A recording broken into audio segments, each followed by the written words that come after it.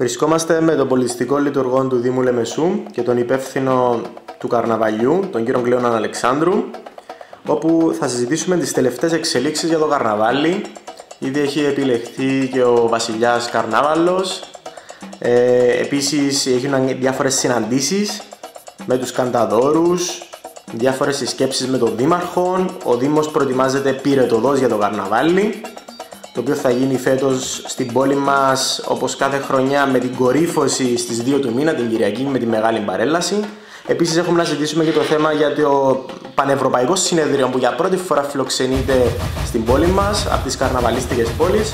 Κύριε Αλεξάνδρου, θέλω να μας πείτε όλες τις εξελίξεις, να σχολιάσουμε την επικαιρότητα όσον αφορά το καρναβάλι, γιατί Λεμεσός σημαίνει καρναβάλι, ο κόσμος της Λεμεσού ενδιαφέρεται, άρχισε πυρετοδός να οργανώνεται, να μπαίνει σε ομάδες. Άρχισε η αντίστροφη μέτρηση που λέμε, μετά τις χριστουγεννιάτικες εορτές. Είναι λογικό ο Δήμος Λεμεσού, οι πολιτιστικές υπηρεσίες, οι καρναβαλιστές να αρχίσουν πλέον να μπαίνουμε σε πιο εντατικούς ρυθμούς, ούτως ώστε το καρναβάλι του 2014 να στεφθεί και αυτό με επιτυχία, όπως και τα προηγούμενα καρναβάλια. Βέβαια, η οικονομική κρίση δηλώνει πάντοτε παρόν, ειδικά τα 2 τελευταία χρόνια, αλλά ο Δήμος Λεμεσού έχει φροντίσει ώστε τόσο η ποιότητα όσο και η ποσότητα των αρμάτων να μην έχει στερηθεί τίποτα σε σύγκριση με τις προηγούμενες χρονιές. Είμαι τώρα στην ευχάριστη θέση να ανακοινώσω και τον νέο βασιλιά Καρναβαλών, ο οποίος θα είναι ο φίλος και παραδοσιακός λεμεσιανός καρναβαλιστής, ο Ντίμης ο Μαυρόπουλος, ο οποίος έχει στη ράχη του αρκετές δεκαετίες που συμμετέχει στα καρναβαλιά της Λεμεσού και όχι μόνο, και στους διάφορους άλλους ιδιωτικούς και χορούς που έχουν γίνει στα διάφορα ξενοδοχεία κτλ. Μιλούμε για αρκετά χρόνια πίσω. Η ιστορία του ποια είναι, οργανώνε άρματα? Ο ίδιος οργάνωνε πάντοτε άρμα και ομάδα παιζών και λάμβανε μέρος τόσο στην παιδική παρέλαση με μικρά παιδιά και στη μεγάλη παρέλαση με μεγάλους και παιδιά μας. Έχει ένα πλούσιο αρχείο με φωτογραφικών υλικών και ιστορία του καρναβαλιού, που ο Δήμος Λεμεσού θεώρησε σωστό και καλό ότι με βάση αυτών των κριτηρίων ότι ο βασιλιάς του 2014 θα ήταν ο Ντίμης ο Μαυρόπουλος. Και ο τίτλος του θα είναι του βασιλιά Καρνάβαλου είναι Μνημόνιος ο Μέγας. Είναι χιουμοριστικός τίτλος πάντα, το οποίο έχει άμεση σχέση με την οικονομική κρίση, με τα μνημόνια, και σκεφτήκαμε τον Μνημόνιο των Μέγα, όπου θα δουλεύει και σε ευρωβουλάκια, έτσι, για να δημιουργείται και ατμόσφαιρα και να είναι και μέσα στο θέμα. Ο σκοπός είναι, πρέπει να το καταλάβουμε ότι όλοι μας, ότι η κρίση θέλει καρναβάλι. Και γι' αυτό ο Δήμος Λεμεσού θα οργανώσει τις εκδηλώσεις του με το ίδιο πάντοτε ενδιαφέρον των προηγούμενων. Τι συμβαίνει όσον αφορά τις συσκέψεις που είχατε με τους κανταδόρους? Για τον σκοπό αυτό να πω ότι γίνονται αλλεπάλληλες συσκέψεις συνεχώς στο γραφείο του Δημάρχου, στην Προεδρία του Δημάρχου, με τα μέλη του Δημοτικού Συμβουλίου, στην Προεδρία του Πρόεδρου της Πολιτιστικής Επιτροπής, στην παρουσία του Πρόεδρου της Πολιτιστικής Επιτροπής. Γίνονται αρκετές συσκέψεις. Πρόσφατα είχαμε την τελευταία σύσκεψη με τους προσώπους των ομάδων των κανταδόρων. Είχαμε συζητήσει, έχουμε ανταλλάξει εισηγήσεις, απόψεις για πώς θα λειτουργήσουμε το 2014, και ήταν σε ένα πνεύμα πολύ συνετικό, πολύ δημιουργικό.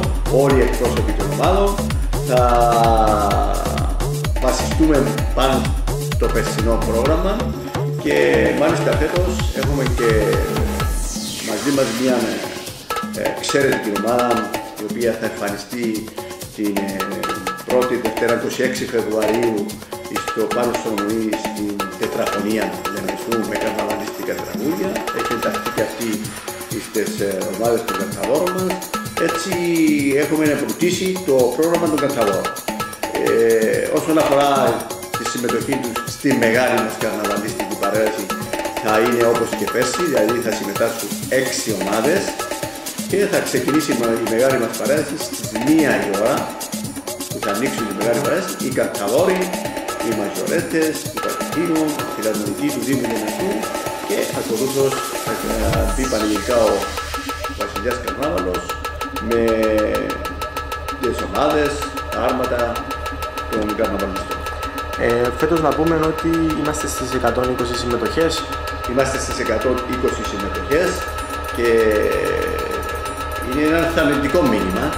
Παρά την οικονομική κρίση είχαμε κάποιες αμφιβολίες, είχαμε κάποιους προβληματισμούς κατά πόσο θα είχαμε συμμετοχές. Όμως ευτυχώς έχουμε διαψευστεί και το πιο θαρρυντικό μήνυμα είναι ότι όλοι όσοι έχουν περάσει από εδώ, δηλαδή οι κατασκευαστές των ομάδων και των αρμάτων, μας έχουν βοηθήσει πολύ στο θέμα κόστος, κοστούμιου. Τα περισσότερα κοστούμια δεν είναι στις τιμές που ξέραμε. Δηλαδή η κατασκευή του κοστούμιου, τις μεγάλες τιμές των 100-120 ευρώ. Έχουν όλοι προσαρμοστεί με την οικονομική κρίση και διαπιστώσαμε ότι το πιο ακριβό κοστούμι θα φτάνει τα 45 ευρώ. Αυτό είναι ένα πολύ θετικό αυτό, πολύ θετικό. Το καρναβάλι, όπως το επαναλαμβάνει ο Δήμος, ο Δήμαρχος, είναι μια λαϊκή γιορτή. Είναι μια λαϊκή γιορτή και αυτό είναι πάρα πολύ θετικό που ήδη οι κατασκευαστές των αρμάτων και των ομάδων έχουν προσαρμοστεί και έχουν φέρει τις τιμές σε τόσο προσιτές που αντιλαμβάνεστε ότι θα έχουμε μια μεγάλη συμμετοχή και επιτυχία σε όλο καρναβάλι. Πόσοι περίπου καρναβαλιστές την ημέρα της μεγάλης παρέλασης θα παρελάσουν? Υπολογίζουμε με τις δηλώσεις και τις συμμετοχές που έχουν υποβάλει εδώ οι φίλοι μας οι καρναβαλιστές και υπολογίζουμε ότι θα έχουμε φέτος πέραν των 12.000 καρναβαλιστές. Τι συμβαίνει με το πρόγραμμα? Είναι έτοιμο το πρόγραμμα? Έχει εγκριθεί? Το πρόγραμμα έμειναν μερικές εκκρεμότητες αυτή την ώρα που μιλούμε. Έχουμε προχωρήσει σε ένα πολύ μεγάλο στάδιο και πιστεύω ότι εντός των ημερών, δηλαδή περίπου σε μια εβδομάδα από τα σήμερα, θα κυκλοφορήσει και επίσημα το πρόγραμμα μας προς τα μέσα μαζικής επικοινωνίας, να ενημερωθεί ο κόσμος μας, ούτως ώστε να προσανατολιστεί που θα πάει, τι θα επισκεφτεί και πού θα περάσει τις ευχάριστες του ώρες. Να πω ότι φέτος θα έχουμε και αρκετά νέα στοιχεία στο πρόγραμμα μας. Είναι καταρχήν ο Βασιλιάς Καρνάβαλος, ο οποίος είναι νέο θέμα και παραδοσιακός. Θα αναφέρω την τετραφωνία, η οποία έχει προσθεθεί και θα ευχαριστεί το Μάρκο Σολομονίδη. Ποια ημερομηνία? 26 του Φεβρουάριου, Δευτέρα. Να αναφέρω ότι η διαδρομή του Βασιλιά Καρνάβαλου φέτος δεν θα είναι η ίδια των τελευταίων 2 χρόνων. Έχουμε καταφέρει τώρα με την ολοκλήρωση των δρόμων και την ανάπλαση του κέντρου να φέρουμε πίσω τον Βασιλιά Καρνάβαλου, τη συνοδεία του μέσα στο κέντρο της πόλης και θα ξεκινήσουμε από την πλατεία Γρηγόρη Αξεντίου Δικητήριων, νότια της Ανεξαρτησίας, φτάνοντας αριστερά, θα στρίψουμε αριστερά Αγίου Ανδρέου, θα φτάσουμε στη βιβλιοθήκη, θα πάμε Καραϊσκάκι πάνω και θα στρίψουμε από το πρώτο στρίψιμο του πάνω Καραϊσκάκι και θα πούμε στην πλατεία Νηρών, όπου εκεί θα έχουμε ένα πλούσιο πρόγραμμα με ζωντανή μουσική και καρναβαλίστικα τραγούδια και παράλληλα θα έχουμε έναν ρολέντι με τη συμμετοχή των μεταφιερμένων μας, των παρελαπλώντων και όσοι θα ήθελαν να έρθουν να διασκεδάσουν χωρίς να ξοδέψουν ένα σέντ. Αυτή είναι η φιλοσοφία του Δήμου Λεμεσού και την επαναλαμβάνω. Το καρναβάλι φέτος προσφέρεται για όλους τους δημότες, για όλον τον κόσμο, χωρίς να ξοδέψουν ένα σέντ, διότι έχουμε καταφέρει να βγάλουμε όλον τον κόσμο έξω από τα σπίτια του, να το φέρουμε στο κέντρο, στις πλατείες, στις συνοικίες, προσφέροντας μια διασκέδαση χωρίς να ξοδεύεται ένα σέντ. Να πω επίσης ότι καινοτομίες μας φέτος, θα έχουμε και την Χαράμπαλη, να έχουμε και επίσημα την Ποδαράτη, την νυχτερινή Ποδαράτη, την εντάξουμε πλέον επίσημα στο πρόγραμμα μας, να την κάνουμε θεσμό, γνωρίζοντας ότι διοργανώνεται η νυχτερινή Ποδαράτη με οι φίλοι καταναλωτές μαζί με την εφημερίδα Λεμεσό. Θα την έχουμε μαζί μας την δεύτερη Πέμπτη, ξεκινώντας και αυτή από την πλατεία Γρηγόρη Αυξητίου, με κατάληξη στο χώρο του Μεσαιωνικού Κάστρου, ενισχύοντας την με νέα στοιχεία. Πρέπει να πούμε ότι στη Τσικνοπέπτη συνηθίζεται στο κέντρο της πόλης να γίνεται γλέντι. Από το πρωί. Από το πρωί. Βέβαια. Θα γίνει και αυτόν από τα φέτο, θα γίνει και αυτόν όπως και τα προηγούμενα χρόνια, και για τον σκοπό αυτόν έχει προγραμματιστεί μια συνάντηση με τους καταστηματάρχες του κέντρου της πόλης, τις τράπεζες και άλλα γραφεία και οτιδήποτε, στο γραφείο του Δημάρχου. Θα καλέσουμε δηλαδή τον κόσμο, τους ιδιοκτήτες, για να συζητήσουμε μαζί τους, ούτως ώστε να δώσουμε εκείνη την ημέρα μια ξεχωριστή νότα από το πρωί με το παραδοσιακό σύσιμο του σουβλάκι και οτιδήποτε άλλο, με μουσική και καρτάρα. Εκτός από τις εκδηλώσεις οι οποίες είναι μεγάλες, στις 20 δηλαδή Τσικνοπέπτη φτάνουμε μέχρι τις 2 που είναι η μεγάλη καρναβαλιστική παρέλαση, ο Δήμος έχει προνοήσει στο να υπάρχουν και παράλληλες εκδηλώσεις. Είπα, οι παράλληλες εκδηλώσεις που γίνονται τα τελευταία χρόνια, ξεκινώντας όμως από την Δευτέρα 17 του Φεβρουαρίου, όπου γίνεται η έκθεση φωτογραφίας. Η έκθεση φωτογραφίας της φωτογραφικής εταιρείας Κύπρου τμήμα Λεμεσού με το γνωστό διαγωνισμό εκεί στο Πάνο Σολομονίδης. Ακολούθως θα έχουμε την έκθεση την Τετάρτη, θα έχουμε έκθεση στην Γαλερή Θεομαρία διακοσμητικής μάσκας, και την Τετάρτη πάλι το αργά στις 7.30 το βράδυ θα έχουμε την έκθεση της Ικεπάνα Group με θέμα μια άλλη όψη του καρναβαλιού. Έχουμε την έκθεση ζωγραφική της ΕΝΑΔ εκεί στο Δημοτικό Μέγαρο, και να πω ότι σε αυτές τις εκθέσεις που θα ξεκινήσουν από τις 17 του μηνός θα έχουμε και κανταδόρους που θα σκορπούν εκεί τις μελωδίες. Όπως μας έχει συνηθίσει. Όπως μάλιστα. Επαναλαμβάνουμε ότι δεν στοιχίζει ούτε ένα σεντ για όλους τους δημότες. Κύριε Αλεξάνδρου, πόσα χρόνια κλείνετε στο καρναβάλι? Από τον πόστο του υπεύθυνου του καρναβάλι. Νομίζω θα ήσουν αγέννητος. Όχι, νομίζω, είμαι σίγουρος ότι από τον καιρό που ξεκίνησα να ασχολούμαι με το καρναβάλι πρέπει να ήσουν αγέννητος. Είναι εδώ, κλείνω τώρα το 37 χρόνια. Αν πάμε πίσω 37 χρόνια το πώς ξεκινήσαμε και πού φτάσαμε, πραγματικά τώρα το λέω συγκινούμε, διότι ξεκινήσαμε με πολύ αντίξωες και οικονομικές και καιρικές συνθήκες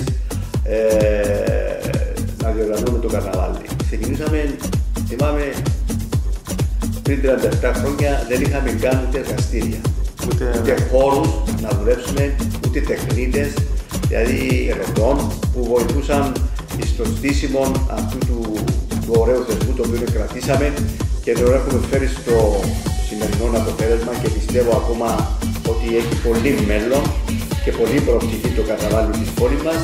Φτάνει να υπάρχει η όρεξη και η διάθεση. Έχουμε καταφέρει να κερδίσουμε φέτος και τη διοργάνωση του Ευρωπαϊκού Συνεδρίου από τις καρναβαλίστικες πόλεις. Ναι, είναι το λεγόμενο ΦΕΚ, είναι το Ίδρυμα Ευρωπαϊκών Καρναβαλικών Πόλεων, το οποίο το συνέδριο τους θα γίνει για πρώτη φορά, έχει επιλεγεί η Λεμεσός. Είναι μια προσπάθεια η οποία γίνεται επανειλημμένα από εμάς που είχαμε συμμετέχει στα άλλα συνέδρια, τα προηγούμενα συνέδρια, και είχαμε υποβάλει επανειλημμένα το αίτημα να είμαστε η επόμενη πόλη για το συνέδριο, και έχουμε καταφέρει το 34ο συνέδριο του ΦΕΚ να γίνει στη Λεμεσό. Και πότε θα γίνει? Και θα γίνει στις 10 με 18 του Μαΐου, το οποίο σύντομα, πολύ σύντομα, θα είμαστε στη θέση να ανακοινώσουμε το όλο πρόγραμμα, το οποίο θα περιλαμβάνει και μίνι παρέλαση καρναβαλιού με συμμετοχή των φίλων καρναβαλιστών, θα περιλαμβάνει εκθέσεις, ούτως ώστε να δώσουμε την ευκαιρία στους ξένους που θα επισκεφτούν την πόλη μας να γνωρίσουν το Λεμεσανό καρναβάλι. Γιατί είναι σημαντικό για το Λεμεσανό ότι θα γίνει αυτό το συνέδριο στην πόλη? Είναι πολύ σημαντικό. Πάρα πολύ σημαντικό, για τον λόγο ότι σε αυτόν, πέραν το ότι θα είναι και μια οικονομική ανάσα για την πόλη μας, θα έρθουν αρκετοί ξένοι από διάφορες ευρωπαϊκές πόλεις και θα αφήσουν εδώ έναν σημαντικό ποσό στην πόλη μας, με τα ψώνια κτλ. Πέραν τούτου, το ότι επιλέγει και η Λεμεσός ως η επόμενη πόλη που θα οργανώσει το συνέδριο, πάλι είναι προς τιμή της πόλης μας, διότι αναγνωρίζεται στην Ευρώπη ότι το Λεμεσανό καρναβάλι είναι στην ίδια μοίρα με τα άλλα καρναβάλια. Και να πω ότι με τη συμμετοχή μας εδώ σφραγίζομαι πλέον και τα υπόλοιπα χρόνια ότι η Λεμεσός θα συμμετέχει σε όλα τα υπόλοιπα συνέδρια, παρακολουθώντας και παίρνοντας ιδέες από άλλα καρναβάλια των άλλων ευρωπαϊκών πόλεων.